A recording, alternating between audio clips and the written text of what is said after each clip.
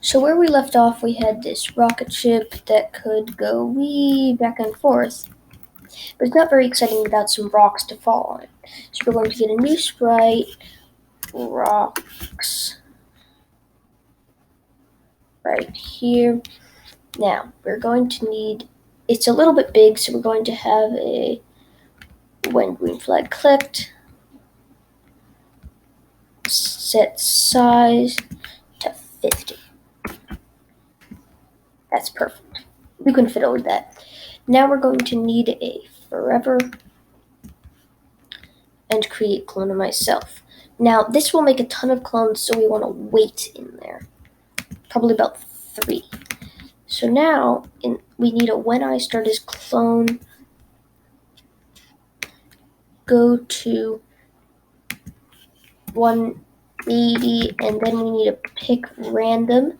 So it'll go to a random position at the top and fall down to the random position. So we need -1. Nah, let's do 200. That way it's a bigger range. 200. Now, we're going to have a repeat until change y by 3.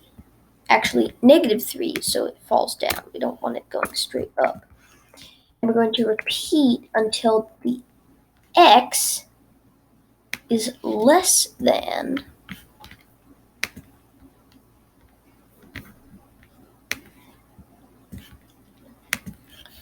-160.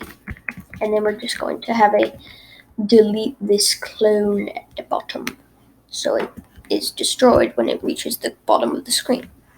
Now we're going to need another if. If touching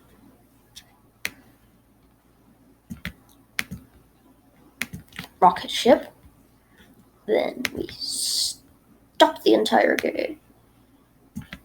Now, if we look at it, then you can see that they're falling. And if I hit one, then the game stops, as you can see up here. So now we're going to need to hide this dude and show the clones.